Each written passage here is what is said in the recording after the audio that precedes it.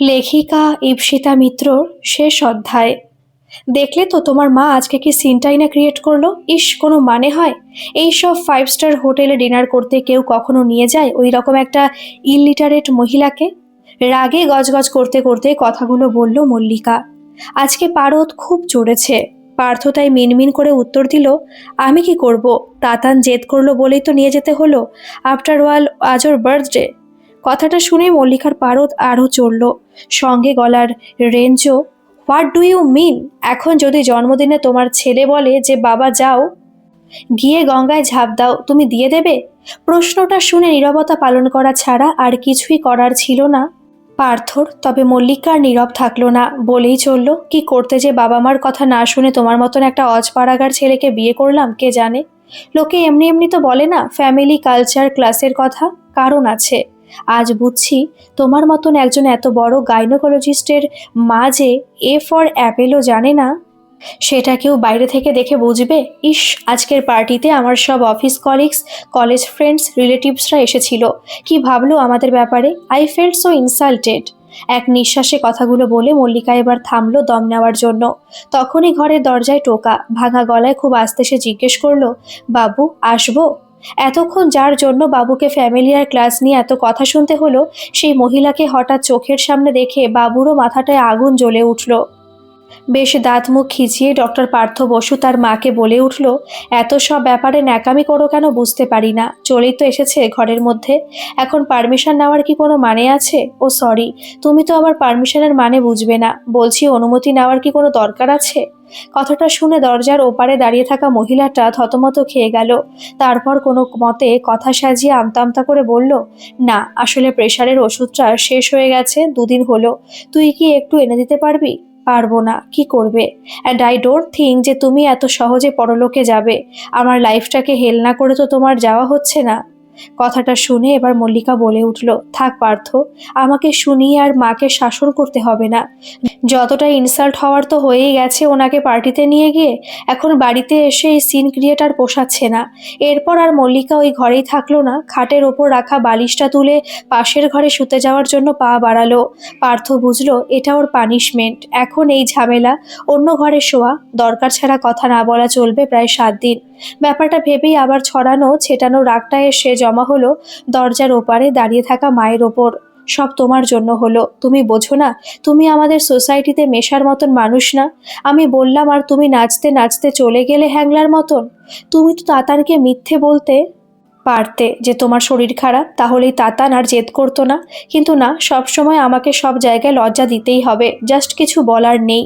কোনো পজ না নিয়ে কথাগুলো বলা শেষ করেই ধাম করে পার্থ মায়ের মুখের ওপর দরজাটা দিয়ে দিল। মলিনা দেবীর হঠাৎ চারিদিকটা ঝাপসা হয়ে এলো, চোখে বড্ড জল জমেছে। সত্যি কি উনি হ্যাংলা?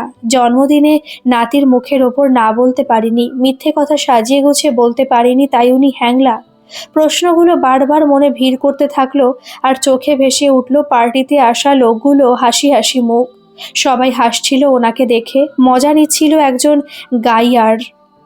আসলে সেদিন পার্টিতে সব কন্টিনেন্টাল ডিশ হয়েছিল, পাস্তা, পিৎজা, নুডলস, মেক্সিকান কারি, পানির পাসান্তা, এইসব। যেই সব খাবার চোখে দেখা তো দূরে থাক, নামও শোনেনি কখনো মলিনা দেবী। তাই বৌমা যখন তার হাই ক্লাস সোসাইটির ফ্রেন্ডসদের সঙ্গে হাই হ্যালো করছিল, তখন মলিনা দেবী সবার সামনেই বৌমাকে প্রশ্ন করে ফেলেন, বৌমা বলছিলাম কি বেগুন ভাজা, সোনামুগের ডাল, ছ্যাঁচড়া এসব কিছু হয়নি? এই শুয়োপোকার মতন ওইগুলো টেবিলে কি সাজানো আছে? ওইগুলো লোকে খেতে পারে নাকি? ব্যাস, কথাটা শুনে মল্লিকার মুখ লাল। লজ্জায় আশেপাশের সবাই তো যেন লাফটার শো দেখার মতন হো হো করে হেসে উঠল। পাশে দাঁড়িয়ে থাকা একজন মহিলা হাসি মুখে বলে উঠল, aunty, are you out of your mind? আপনি কি বলছেন এইসব? মলিনা দেবী বোকার মতন মুখ করে আর একটা প্রশ্ন করে ফেলল, আংটি? মা, তুমি আমাকে আংটি বলে কেন ডাকছো? আমি তো তোমার মাসিমা হই। কথাটা শেষ হতে মল্লিকা সবার সামনে চিৎকার করে উঠল, আপনি থামবেন মা? Just stop it please. কিন্তু ততক্ষণে যা হবার তা হয়ে গেছে। পুরো পার্টিতেই ইনভাইটেড গেস্টরা তখন মুখ টিপে টিপে হেসে মজা লুটছে। মল্লিকার মাসি তো আবার ওকে সরাসরি বলেই ফেললো, leave it Mallika, we understand. তোর হাজব্যান্ড জুয়েল হলেও ফ্যামিলিটাকে ভালো চুজ করতে পারিসনি। মিনিমাম সেন্সও কাজ করে না ভদ্র মহিলার। একে নিয়ে এই সব জায়গায় আসাটা তোদের উচিত হয়নি একদম। সেদিন কথাটা যেন তীরের মতন এসে বিঁধেছিল মল্লিকাকে। আর তার রেশ চলেছিল 7 দিন। পার্থর সঙ্গে কথা বন্ধ, বাড়িতে রান্না বন্ধ, আর শাশুড়ি মাকে চোখের সামনে দেখলে তেলে বেগুনে জ্বলে ওঠা। শেষের উপসর্গটা এই 7 দিন পার্থরও হয়েছে। মা এই কদিন যতবারই কথা বলতে এসেছে পার্থর মুখ ঝামটা ছাড়া আর কিছুই ফিরিয়ে দিতে পারেনি। এই যেমন সেদিন বাড়ির কাজের লোক আসেনি, মল্লিকার আগের ঠেলায় সকাল সকালই অফিস বেরিয়ে গেছে, লাঞ্চ করবে ক্যান্টিনে, কিন্তু পার্থ তো কখনো না খেয়ে বেরোয় না। তাই মলিনা দেবী নিজেই চলে গিয়েছিল রান্নাঘরে, হাতে তেল মেখে এঁচড় কেটেছিল। ছোটবেলার ছেলেটার এঁচড়ের ডালনা খুব পছন্দ ছিল। যখনই রান্না করতো ওকে এসে জড়িয়ে ধরতো খুশিতে। এইসব ভেবেই ডাইনিং টেবিলে পার্থর জন্য এঁচোড়ের ডালনা সাজিয়েছিল বাটিতে। কিন্তু আজকের দিনটা একটু আলাদা হলো। পার্থ এলো, নির্বিকার মুখে খেলো, তারপর হাত ধুতে উঠে গেল। মলিনা দেবী কিছুই বুঝতে পারল না। তাহলে কি রান্নাটা খারাপ হয়েছে? নুন ঝাল ঠিক আছে তো? এইসব ভাবনার ভিড়েই আনমনে প্রশ্নটা করে ফেলল, এঁচোড়ের ডালনাটা কি ঠিক ছিল রে? পার্থ কথাটা শুনে ভ্রুটা কুঁচকে বলল, মানে ভুল থাকবে কেন? মলিনা দেবী থমথমে মুখে বলল, না আসলে তুই তো কিছু বললি না তাই। পার্থ তখন বেশ ঝাঁঝিয়ে উত্তর দিল, কাজগুলো করো কি নাম কেনার জন্য? কি ভাবলে এইসব রান্না করে খাওয়ালে সেদিন ইনসাল্টটা ভুলে যাব? তোমার জন্য মল্লিকার সঙ্গে আমার সম্পর্কটাতে এত ঝামেলা। 7 দিন ধরে আমরা কথা বলছি না, সেই সব এই এঁচড়ে ডালনা খেয়ে ভুলে যাব? মলিনা দেবী এইসবের পর কি বলবে বুঝতে পারছিল না। সত্যি এরপর কিছু বলার থাকে না, শুধু চোখ দুটো আবার ঝাপসা হয়ে যাচ্ছে জলে। অনেক চেষ্টা করেও চোখ দুটোকে রুক্ষ শুষ্ক রাখতে পারছে না। সেটা দেখে পার্থ গলার রেঞ্জটা আরো বাড়িয়ে বলল, মা প্লিজ এই মেলোড্রামাটা বন্ধ করো, এইসব ন্যাকামি আর সহ্য হচ্ছে না। না, মলিনা দেবী এই কথাটারও কোনো উত্তর দেয়নি, কারণ সামনে যে দাঁড়িয়ে এইসব কথা বলছে তাকে উনি চেনেন না। এই পার্থ একদম অচেনা। ওনার নিজের ছেলে আজ অনেক দূরের লোক, যাকে দূর থেকে দেখা যায় কিন্তু সে ধরাছোঁয়ার বাইরে। এইসবের পর 7 দিন কেটে গেছে। আজ 21শে ফেব্রুয়ারি ভাষা দিবস। তাতানদের স্কুলে আজ প্রোগ্রাম আছে। বাংলা ভাষা আমাদের বাঙালিদের কাছে কতটা গুরুত্বপূর্ণ সেটা নিয়েই বক্তব্য রাখা হবে। বাচ্চা বাচ্চা ছেলে মেয়েদের কাছে বাংলা ভাষা কি সেটা নিয়ে একটা আলোচনাও হবে। আর কিছু স্টুডেন্ট স্পিচ দেবে মাতৃভাষা সম্পর্কে। তার মধ্যে তাতানও একজন। ক্লাসে ফার্স্ট হয় বলে স্কুল ওর নামটা সবার আগে সিলেক্ট করেছে। এখন ওর ক্লাস 8, কিন্তু ওর রেজাল্ট দেখে সবাই বুঝে গেছে এই ছেলে ভবিষ্যতে ডাক্তারই হবে বাবার মতন। এত সেন্স অফ হিউমার, নলেজ এই বয়সে অনেকের মধ্যেই দেখা যায় না। গাড়িতে বসে বসে মল্লিকা এইসব কথাই ভাবছিল আর মুখটা গর্বের হাসিতে ভরে উঠছিল মাঝে মাঝে। ফাংশনটা দুপুর 12টা থেকে শুরু। ওরা তাই একটু আগেই বেরিয়েছে। তাতান এত এত লোকের সামনে স্পিচ দেবে আজ। মল্লিকাতেই ভাষা দিবসের ইতিহাস কাল রাত 2টো অবধি জেগে জেগে ছেলেকে মুখস্থ করিয়েছে। পার্থ আজ বেশ এক্সাইটেড। নিজের সব কাজ ফেলে আজও এসেছে স্কুলে। ছেলের স্পিচ ভিডিও রেকর্ডিং করবে, তারপর কলিগসদের শোনাবে। এইসব ভাবনার ভিড়েই ওদের গাড়িটা স্কুলের সামনে এসে থামলো। অডিটোরিয়ামের ফার্স্ট রোতেই ওদের সিটটা রিজার্ভ করা ছিল। পৌঁছানোর 15 মিনিটের মধ্যে অনুষ্ঠান শুরু হলো।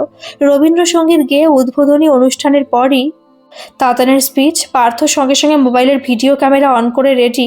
লোকের ভিড়ে ঠাসা অডিটোরিয়ামটার স্টেজে যখন ছেলেকে উঠতে দেখলো তখন আপনা আপনি ওর মুখে একটা হাসি চলে এলো। কি স্পিচ দেবে তাতান? ভাষা দিবস নিয়ে ও কি বলবে? একরাশ ভাবনা এসে ভিড় করলো পার্থর মনে। আর তখনই তাতান বলতে শুরু করলো, আজ 21শে ফেব্রুয়ারি, আজ ভাষা দিবস। 1952 সালে আজকের দিনেই বাংলা ভাষা বলার জন্য কিছু মহান প্রাণ আন্দোলন করে পুলিশের গুলি বুকে নিয়ে শহীদ হয়েছিল। এই ইতিহাসটা আমাকে মা বলেছে, কিন্তু আজ আমি ইতিহাস না বর্তমানের কথা বলবো। ইতিহাস তো বইয়ের পাতায় গুগল সার্চ করলেই পাওয়া যায়, কিন্তু বর্তমানে বাংলা ভাষা আমাদের লাইফে কি কতটা ইম্পর্টেন্ট সেটা আমি আমার বাড়িতে রোজ দেখি।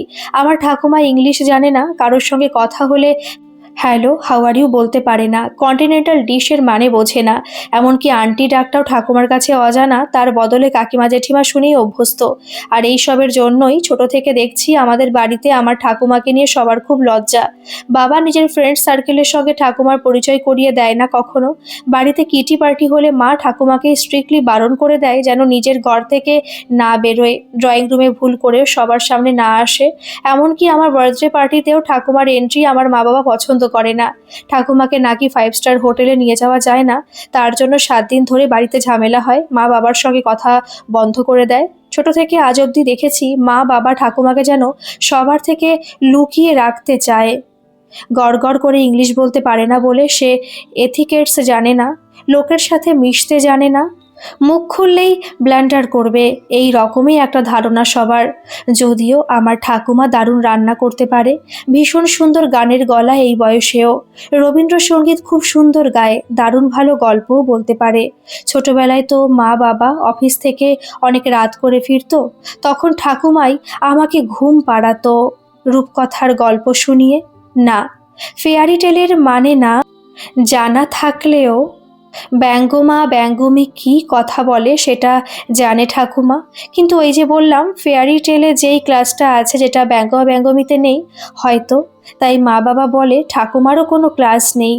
আজ 21শে ফেব্রুয়ারিতে তাই এই কথাটাই মনে হচ্ছে, মানে আমার বাড়ির বাকি 365 দিনের ছবি দেখে এই কনক্লিউশনেই এলাম, এখন বাংলা ভাষাটা বাতিল ভাষা, শুধু বাংলায় কথা বলাটা লজ্জার। সে আমরা এই ভাষা দিবসে যতই স্পিচ দিই না কেন, যত ইতিহাস শোনাই না কেন, আমাদের মধ্যে বাংলা ভাষা এখন শেষ। আর আমি নিজের বাড়িতে রোজ সেই শেষটার একটা ছবি দেখি। স্পিচটা শেষ করে স্টেজ থেকে নিচে নেমে অদ্ভুত চোখে তাকিয়েছিল তাতানুর মা বাবার দিকে। সেই দৃষ্টিতে একটা জমা রাগ ছিল, একটা খারাপ লাগা ছিল। সেদিন তাতানের স্পিচ শুনে কেউ হাততালি দেয়নি অডিটোরিয়ামে, সবাই কেমন নিস্তব্ধ ছিল।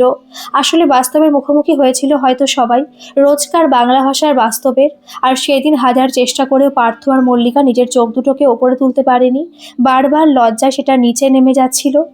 পার্থর ভেতরে একটা জমা কষ্ট হঠাৎ যেন এসে জমা হলো। সত্যি, যেটা ওর ছেলে বুঝলো এই বয়সে, সেটা পার্থ এত সাকসেসফুল একটা মানুষ, এত বড় একজন ডাক্তার হয়েও বুঝতে পারলো না। মাঝে মাঝে ভিড় রাস্তায়, ট্রাফিকের জ্যামে মায়ের মুখটা ভেসে আসছিল চোখের সামনে। সত্যি তো, মা কি সুন্দর গান গাইতো, কত সুন্দর সুর ছিল মায়ের গলায়। এতদিন যেন ভুলেই গিয়েছিল পার্থ সেই সুরটাকে। মা তো ওকেও ছোটবেলায় রূপকথার গল্প শোনাতো, রাজপুত্র রাজকন্যা রূপকথার দেশ। আর আজ পার্থ তো ওর মার সাথে 2 মিনিট বসে কথাও বলে না দরকার ছাড়া। কি করে কবে ওর মা ওর কাছে লজ্জা হয়ে গেল ও বুঝতেই পারলো না। কথাটা ভাবতে ভাবতে ফ্ল্যাটের সামনে এসে গাড়িটাকে থামালো। লিফটে উঠে 4তলার বাটনটা প্রেস করলো। একটা সময় স্কুল ছুটি হলে মাকে দেখার যেই একটা তাড়া থাকতো, আজও ঠিক সেই রকম একটা তাড়া আছে ওর। মাকে দেখতে, মায়ের সাথে কথা বলতে খুব ইচ্ছে করছে আজ। ফ্ল্যাটের দরজার সামনে এসে তাই জোরে জোরে কলিং বেলটা বাজালো। 2 মিনিটের মধ্যে কাজের মাসি মিনতি দরজাটা খুলতেই পার্থ হুড়মুড়িয়ে বাড়ির ভেতরে ঢুকলো। কেমন যেন উদ্ভ্রান্তির মতন লাগছে ওকে। ড্রয়িং রুমের কোথাও মাকে দেখতে না পেয়ে মালতীকে প্রশ্নটা করে ফেললো, কি রে, মা কোথায় রে, তাড়াতাড়ি বল। মালতী নির্বিকারভাবে উত্তর দিল, কোথায় আবার, নিজের ঘরেই থাকবে। পার্থ আর টাইম ওয়েস্ট না করে দৌড়ে মায়ের ঘরে গিয়ে দরজাটা ধাক্কা মেরে খুললো। আর হঠাৎ পাটা থমকে গেল।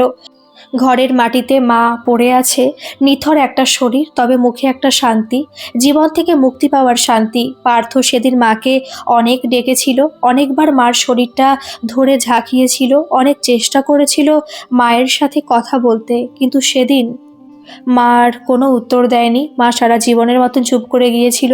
পার্থ মায়ের নিথর শরীরটা বুকে জড়িয়ে ধরে বসেছিল অনেকক্ষণ। ওর যেন মনে হচ্ছিল মাকে যদি এইভাবে আগলে রাখা যায়, ফিরিয়ে আনা যায় নিজের কাছে। কিন্তু পার্থ বুঝতে পারেনি সময় শেষ। কিছুক্ষণ বাদে যখন মল্লিকার তাতান ঘরে নিস্তব্ধতা ভেঙে ভেতরে ঢুকলো, তখন ওর সম্বিত ফিরল। মায়ের ঠান্ডা শরীরটা ওকে বুঝিয়ে দিল হঠাৎ যে সব শেষ। 3 ঘন্টা বাদে ডেথ সার্টিফিকেট লেখা ছিল স্ট্রোক অ্যাটাকের জন্য মৃত্যু।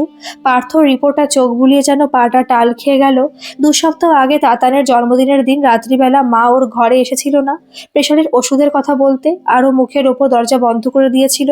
তারপর তো ওষুধের কথাটা ভুলেই গিয়েছিল। আর বেশ কিছুদিন ধরেই তো মায়ের হাই প্রেশারের প্রবলেমটা চলছিল, তার জন্য স্ট্রোক হলো না তো হঠাৎ। তাহলে কি ওর জন্য ওর মা মারা গেল?